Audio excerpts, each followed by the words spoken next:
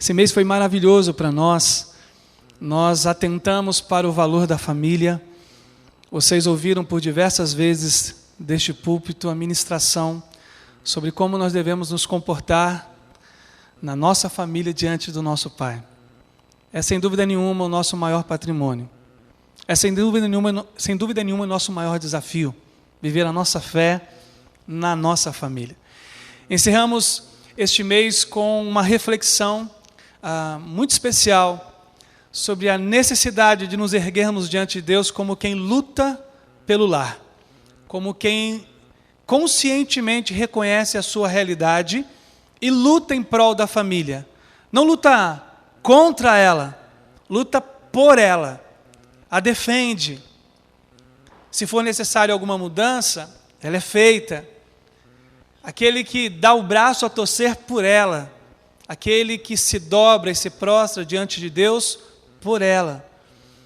Quero convidá-los nessa noite a reflexão especial e preciosa sobre a luta pelo nosso lar e a preservação dele para a glória do Pai. Quero te dar alguns motivos pelos quais você conscientemente possa se erguer nessa noite ao final desse sermão como um guerreiro diante do Pai, abençoado por Ele, uma guerreira para lutar pelo seu lar. As estatísticas, os números, eles não mentem. O número de divórcios no Brasil cresceu 75% nos últimos 5 anos. A crise conjugal, ela tem abatido e destruído diversas famílias no Brasil. Talvez entre nós também. Essa é uma causa pela qual nós podemos e devemos lutar. A preservação do casamento. Na noite de ontem, nós celebramos aqui 7 casamentos diante de Deus. Não sabemos que lutas enfrentarão a partir de agora, mas nós acreditamos como igreja, acreditamos no casamento. Em toda a esfera de luta pessoal que oferece um casamento, nós acreditamos no casamento. Lute pelo seu casamento. Há um outro número que assusta muito. No Brasil, a gravidez na adolescência diminuiu, mas ainda menor, ela contabiliza mais de 20 mil partos por dia de adolescentes que dão à luz. 20 mil partos no Brasil por dia. Calcule, vai dar mais ou menos 7 milhões de crianças, filhas ou filhos de crianças. Nós devemos lutar pela nossa família. A sociedade tem dito às nossas filhas e aos nossos filhos que é careta preservar a virgindade. Nós devemos lutar por esse valor na nossa família. Vai por mim, chegará um dia em que esse número talvez crescerá em muito, atingindo o nosso lar, se é que não atingiu alguma família aqui nesta noite. É um outro dado pelo qual serve como um pilar, uma luz para nos guiarmos na realidade de um embate, de uma luta pelo nosso lar. O Brasil é o segundo consumidor de mais de 200 países, ele é o segundo colocado no ranking de consumidor de cocaína e derivados. Como a droga tem destruído também as famílias. Eu convivo com pessoas que lutam contra esta droga. E não são poucas vezes que eu volto para casa chorando, pelo que eu tenho percebido, esta oportunidade destruidora ter atingido um casamento, ter atingido uma família, um filho, divórcio, gravidez na adolescência, drogas. Ainda há um último número terrível. Brasileiros são os que mais acessam sites pornográficos no mundo. A pornografia tem destruído também as nossas famílias, a internet. E de maneira alguma nós da IBAGE somos contra a tecnologia. De maneira alguma. Mas de verdade o mau uso dela tem tornado muitas famílias cativas deste grande mal. Poderia passar a noite inteira descrevendo as causas pelas quais você precisa acordar para lutar pela sua família, pelo seu lar, para mantê-lo, para preservá-lo. mas eu queria me ater a estes e levar você para um texto que vai encher o seu coração de princípios para você se armar, para você se levantar e então acreditar pela fé em Cristo, no Deus Pai e no Espírito Santo, na vitória que é certa para aqueles que confiam, aqueles que buscam no Senhor todas as estratégias para vencerem e assim então entregarem suas famílias consagradas ao Pai. 1 Samuel, capítulo 30, versículos de 1 a 19.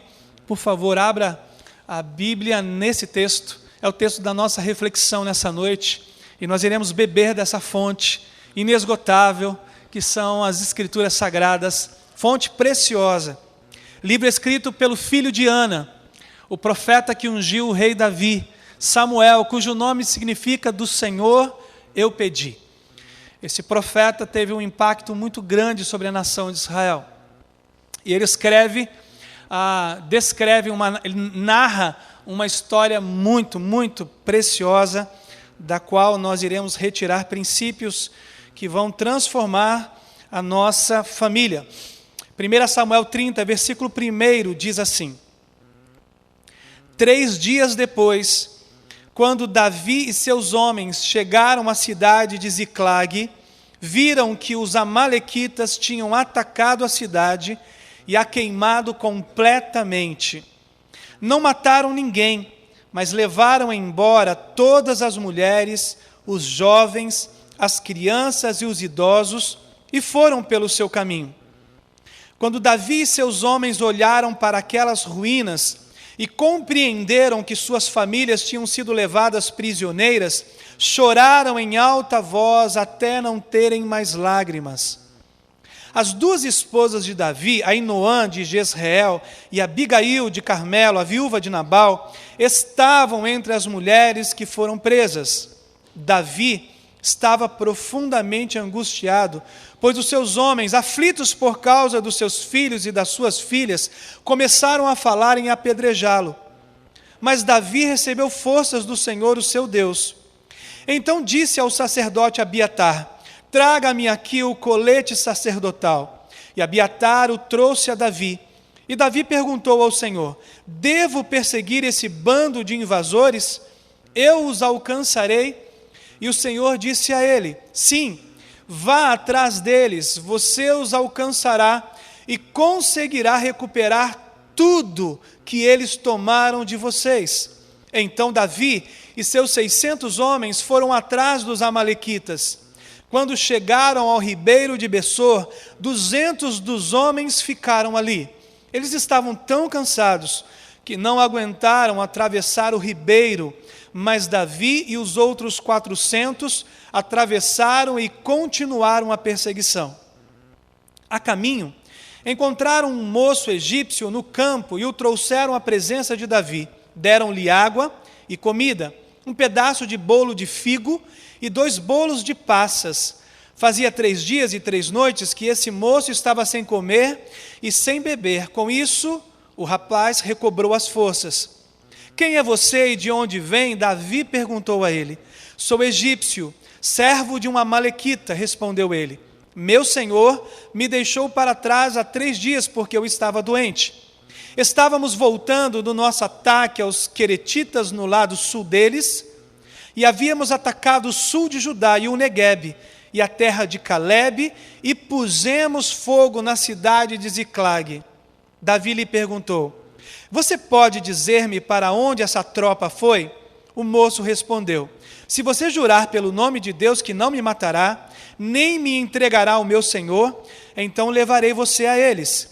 E o moço os levou ao acampamento dos amalequitas. Eles estavam espalhados pelos campos, comendo, bebendo e dançando com alegria por causa da enorme quantidade de bens que haviam tomado dos filisteus e da terra de Judá.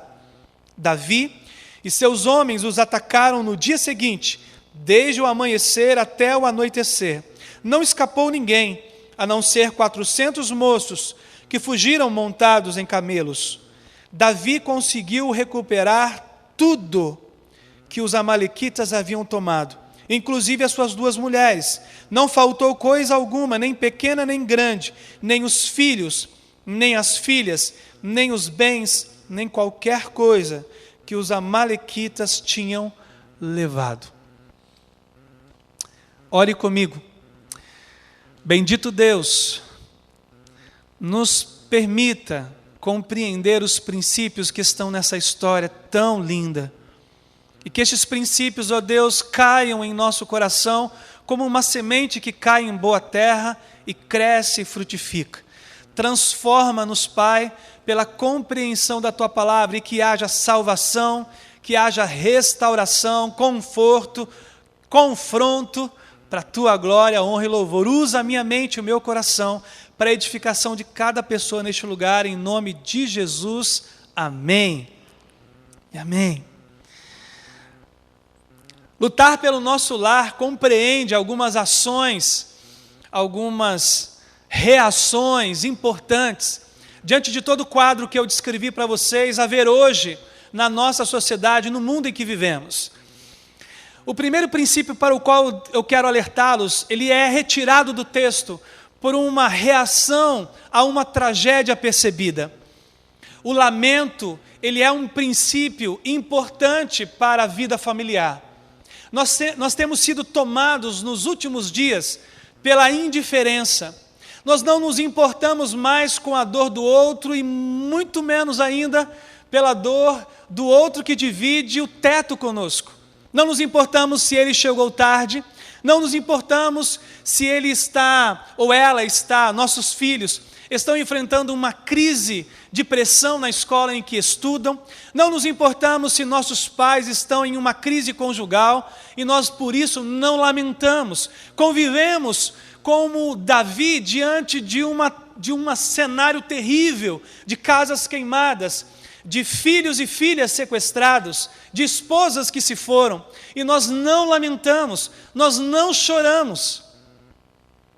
E o princípio é muito especial, porque todo lamento na terra, eu vou compartilhar com vocês daqui a pouco, atinge o coração do Deus eterno.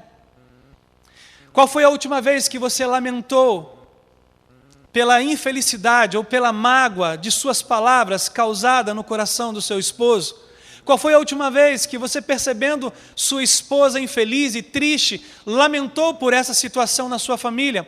Quais foram as últimas vezes que vocês choraram pelo filho que não chegou, que passou a madrugada inteira numa balada, que tem se comprometido com amigos que você bem conhece, que lhes apresentarão as drogas? Qual foi a última vez que você lamentou? Qual foi a última vez que você diante do Pai se derramou em lágrimas, dizendo: Senhor, abençoe o meu lar, ó Deus, visita os meus familiares? Qual foi a última vez que você de verdade se uniu à dor e à dificuldade daquele que divide a mesa do almoço com você? Nós temos sido tomados por uma indiferença, e Jesus profetizou que nós deveríamos resistir a esse tempo em que em nossos corações, o amor se esfriaria. O Senhor disse: olha, cuidado, haverá um tempo em que vocês não se importarão.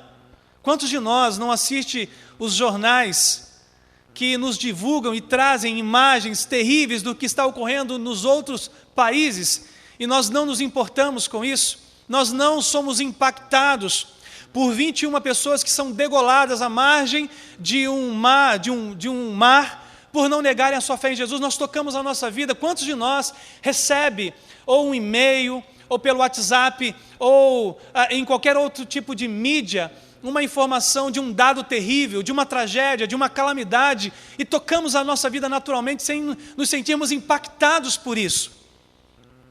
Que essa seja uma noite em que a gente resgate esse princípio de um coração sensível. Deus, abre os meus olhos, Senhor, abre o meu coração, para que eu perceba a tragédia familiar, para que eu perceba talvez um familiar já em um estado de solidão, convivendo entre nós. O lamento, ele é a chave para toda a revolução que vai se desencadear de 1 Samuel capítulo 30. Eles chegam, Davi e seus 600 homens haviam defendido uma cidade da Filístia por uma aliança que haviam feito com o rei Aques. E o rei Aques havia dado de presente para Davi, que fugia do rei Saul, que o perseguia para matá-lo, havia dado para ele a cidade de Ziclag. E em Ziclag, Davi ergue uma sociedade. E é esse povo dele, familiares, amigos, filhos dos seus soldados, que a cidade é invadida e destruída. Davi podia muito bem dizer, a gente se casa com outras mulheres e a gente tem outros filhos, mas não é isso. Eles olham para as suas famílias como únicas, como de um preço enorme, caríssimo e raro, para lhes custar agora o lamento da alma. Eles choram. E o texto diz que ele não é um choro qualquer, é um choro que lhes retira toda a força emocional. Eles choram até não terem mais lágrimas. Quantos aqui, eu já chorei assim, quantos aqui comigo e com Davi e os seus homens já choraram com a impressão de não terem mais lágrimas? Quantos já tiveram um choro assim? Você sabe então do que o texto está dizendo. Eu já chorei esse choro. O choro da angústia, o choro da alma, o choro da perda.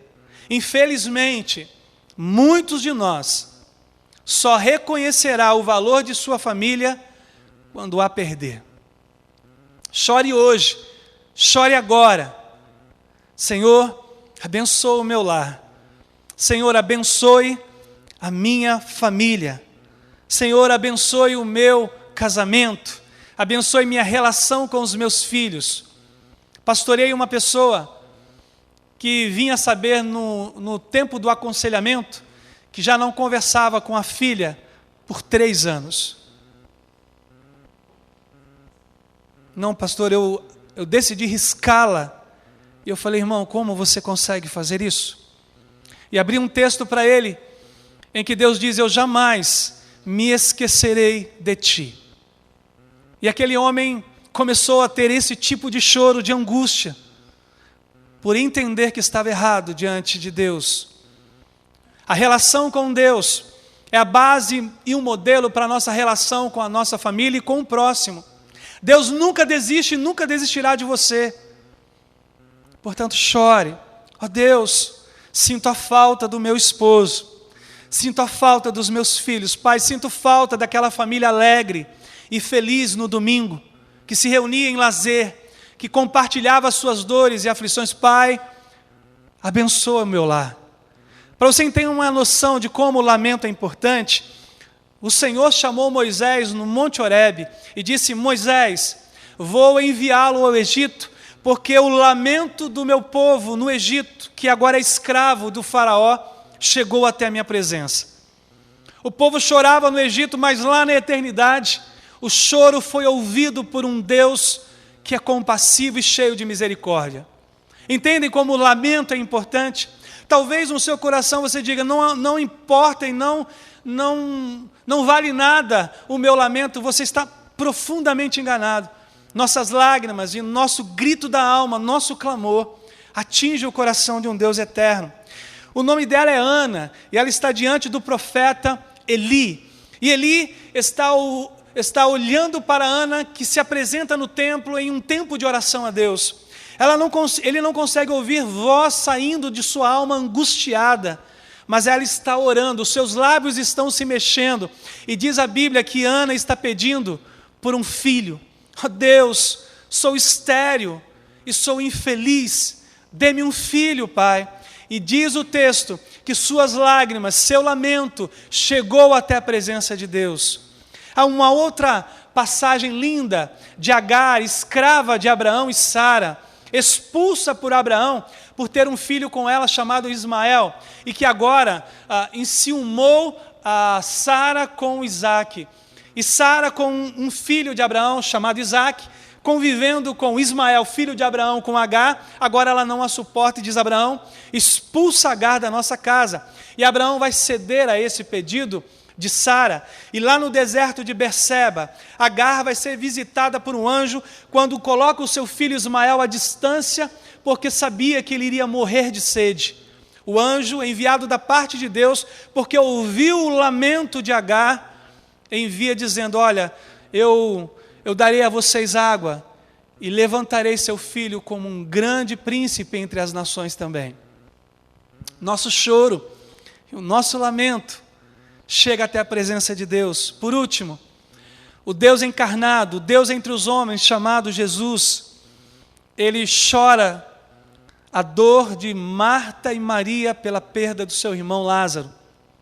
O versículo menor da Bíblia, Jesus chorou, é o mais profundo dentre toda a teologia.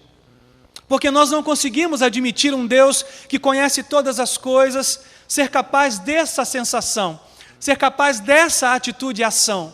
Como pode ele chorar se sabe o que tem por fazer, que sabe que é detentor do poder para trazer à vida todos que morreram? A verdade é que o nosso Deus trino, ele se compadece na medida de chorar com os que choram. Ele se importa com o teu lamento. Ele se importou com o lamento em Ziclag, quando aqueles homens se assentam e começam a chorar a perda de seus filhos, porque quando eles voltavam de suas batalhas, eram recepcionados por filhos que lhe corriam ao encontro, por esposas que estavam saudosas, que lhe corriam ao encontro, mas agora enxergaram a fumaça de uma cidade que toda foi incendiada e destruída pelos amalequitas. Eles choram.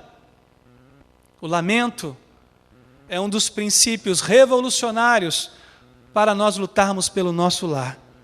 Lute com lágrimas, sim.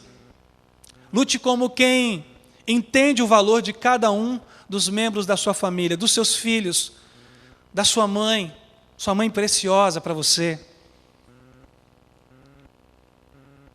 A madrugada de sábado para domingo, um membro da igreja, Luciana, esposa do Gabriel, perdeu seu papai. Eu pude falar com ela e dizer: Deus abençoe, Luciana. Deus abençoe seu coração com conforto. Deus abençoe todos os seus irmãos, sua família com o conforto dos céus. Só nos daremos conta, e espero que essa seja uma noite em que Deus nos dê um chacoalhão. Só nos importaremos com o valor daqueles que Deus nos deu como presente, que é a nossa família, talvez quando eles se forem. Esse é o primeiro princípio. O segundo princípio é que nós não podemos só chorar.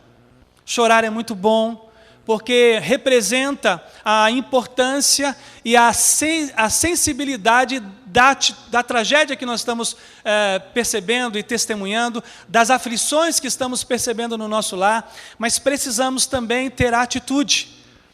E então, eles choram até não terem mais lágrimas, e o coração deles dá vazão a um tipo de dor para ser agora vingada.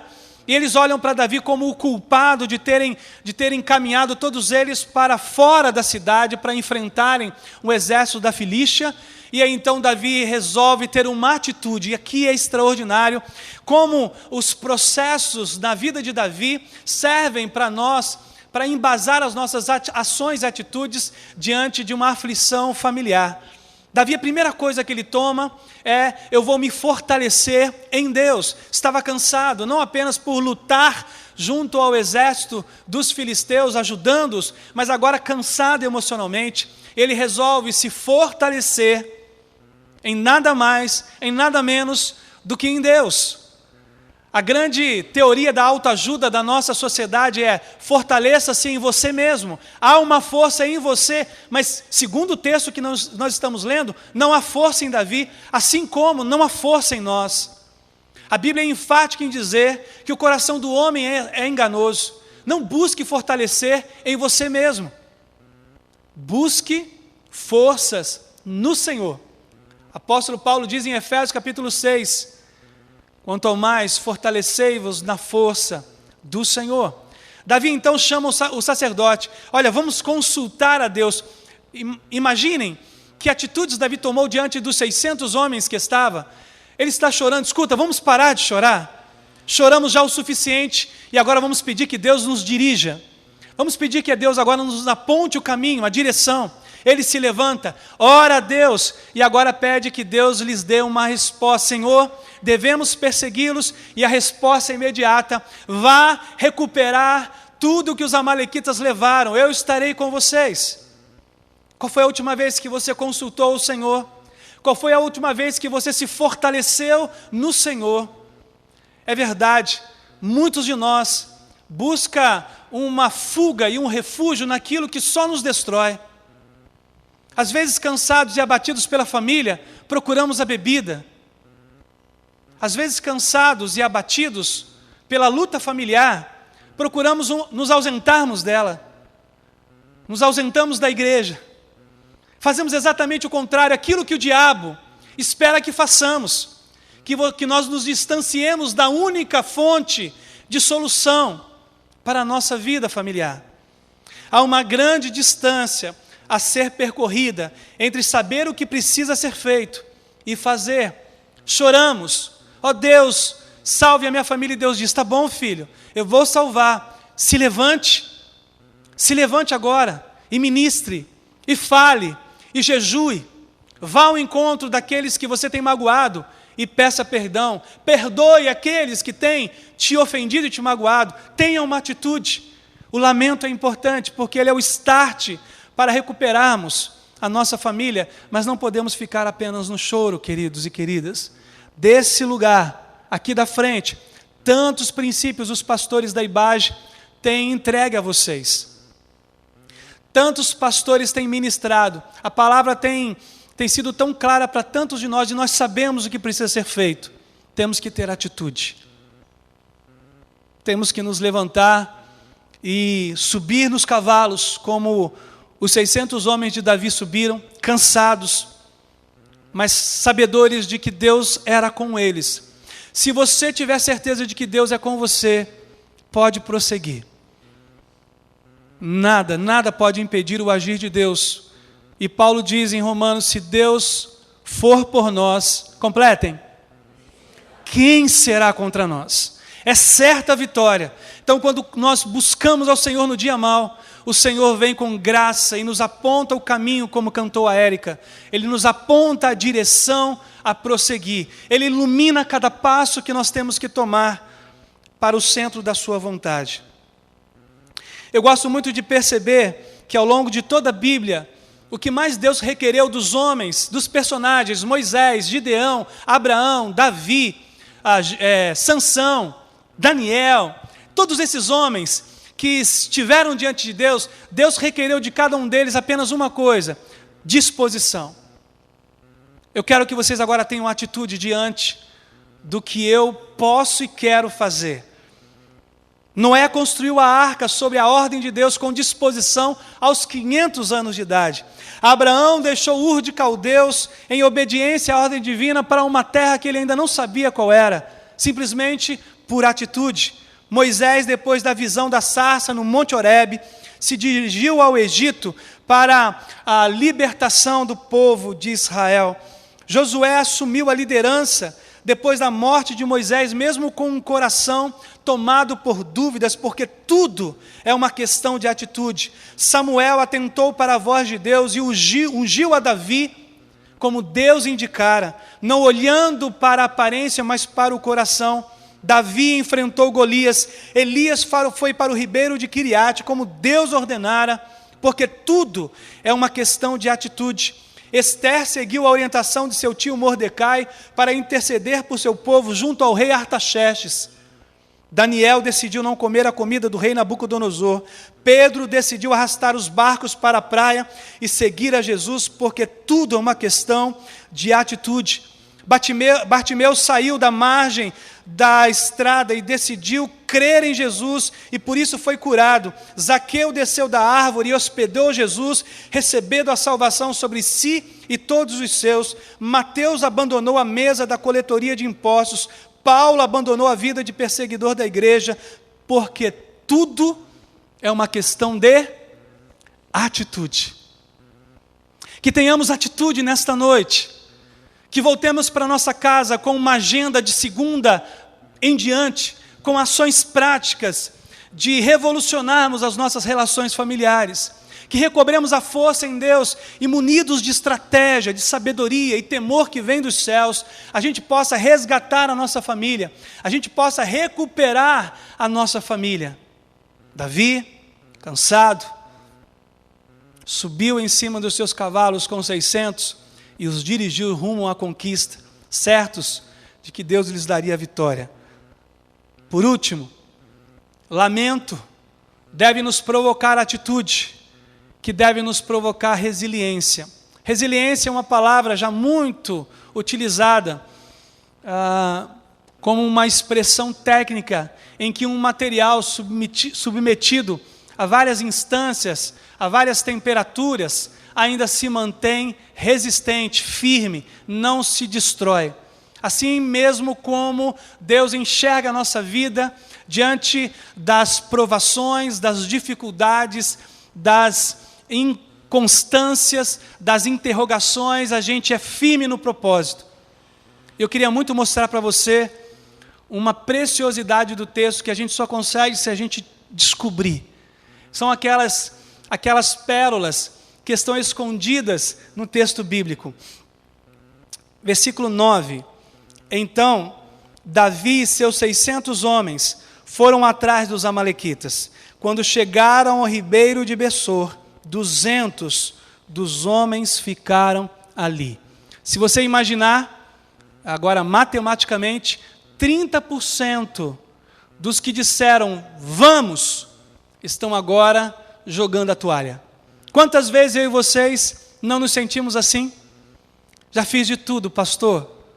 Já dei tudo o que eu podia. Mas há algo que pode ser feito e encontrado depois do ribeiro. Imaginem Davi cansado também. E dos 600, 200 dizem, Davi, a gente não consegue mais. Davi, o nosso limite é essa margem do ribeiro do Bessor. A gente vai ficar por aqui. Talvez Davi pudesse agora ser contagiado pela desistência dos 200 homens. Mas não é isso que ele faz. Ele disse, tá bom, eu entendo, mas eu vou prosseguir. Eu vou até o fim. Ele disse para os outros homens, quem vem comigo? Tem horas que dá para a gente poder falar isso, olha, sei que estamos cansados, sei que Satanás tem soprado no nosso ouvido para desistirmos, para lançarmos mão. Mas o Senhor tem dito, filhos, não recuem, o meu justo vive pela fé. E se ele não recuar, minha alma terá prazer nele, diz o Senhor. Não recue. Há uma bênção que te espera para a outra margem do rio, do ribeiro de Bessor. Isso é importante. Essa é uma pérola do texto. Porque agora os 200 que ficam observam os cavalos atravessarem o ribeiro. E talvez com mãos estendidas dizem, Deus os abençoe. Sejam resilientes e não desistam. E logo após a travessia do ribeiro, Davi encontra um escravo amalequita abandonado. Olha que bênção, irmãos. Às vezes a estratégia que nós esperamos, Deus faça uma obra, Deus faz um milagre, o milagre está depois do ribeiro. Quantos de nós desiste do outro lado da margem e não encontramos o milagre, não encontramos a vitória, por quê? Porque nós desistimos. Não desistam.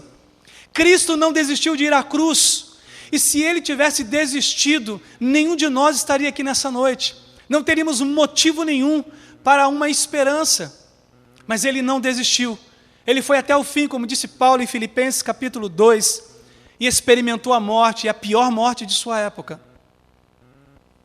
A vitória se esconde muitas vezes na resiliência, na persistência. Quero parafrasear nesse momento. A vitória muitas vezes se esconde na outra margem do ribeiro Bessor.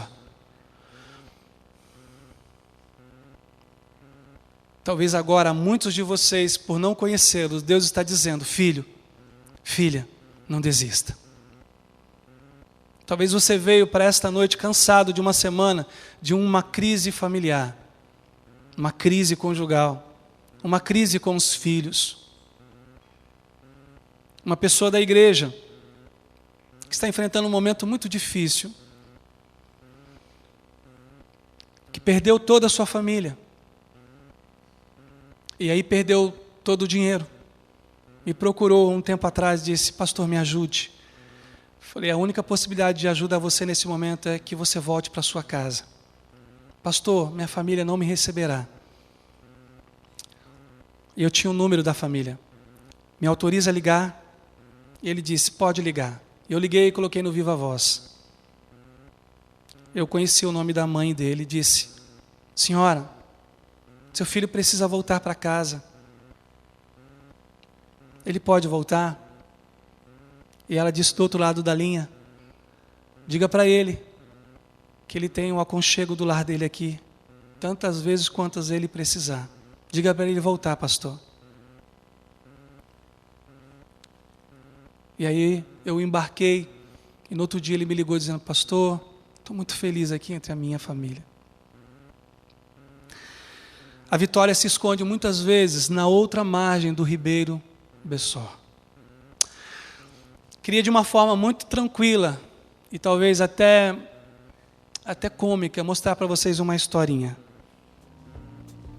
A história de um rato que, com muito medo, não queria sair da toca, mas precisava comer, e havia decidido então deixar e cruzar o Ribeiro de Bessó. E ele encontra um queijo na ratoeira, e ele então agora diz: consegui, vou comer, mas para comer melhor eu preciso. E às vezes a coisa parece assim, né? Parece que a gente não vai conseguir de maneira alguma superar, não vai dar certo. Tem hora que a gente imagina que realmente tudo se acabou. A gente não tem forças nem para levantar. Até que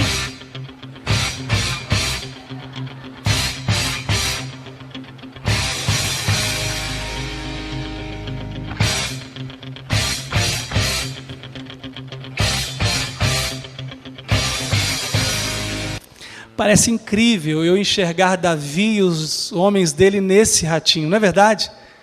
Estavam cansados, mas encontram forças para prosseguir.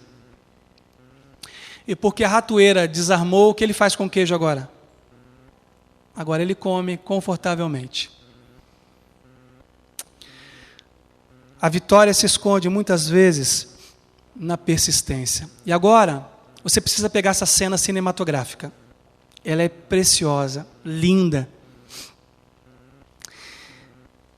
Eles conseguem chegar ao acampamento. Os 400 homens, lutam contra o exército amalequita, que celebrava, que estavam fortes, que não haviam chorado. E ele os vence. Davi e os 400 homens vencem o exército amalequita e recuperam tudo. Agora, aquilo que eles haviam visto e que esperavam, que é a entrada em Ziclag, com os filhos abraçando, eles agora conseguem reverter. Por quê? Porque eles foram capazes de sensivelmente chorar a perda, de lamentar a ausência de.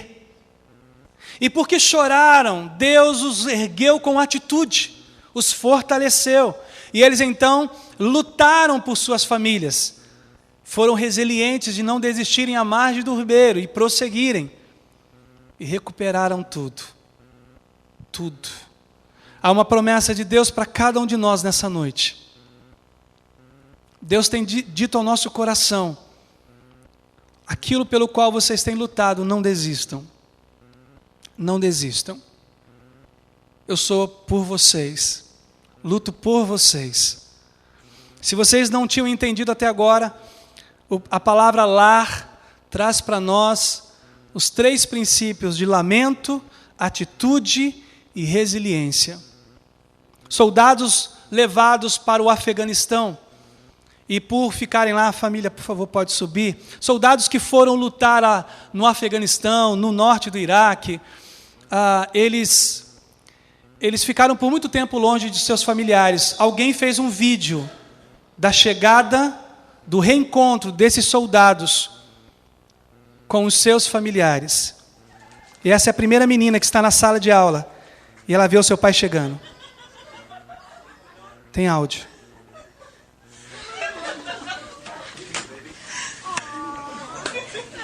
Eu acredito que foi assim o reencontro dos filhos e da esposa com Davi e os seus homens. Não havia esperança de recuperá-los. E o choro da alegria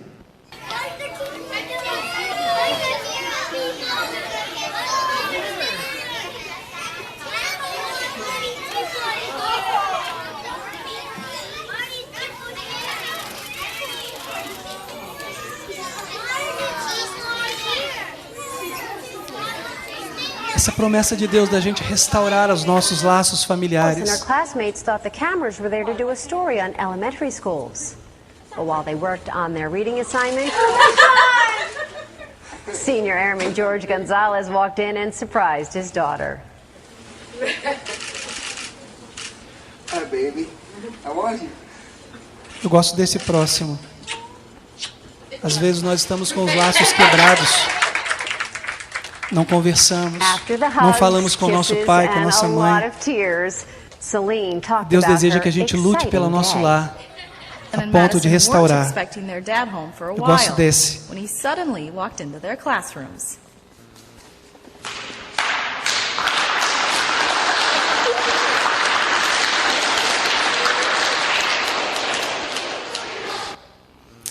Há uma promessa de Deus para a nossa vida nessa noite.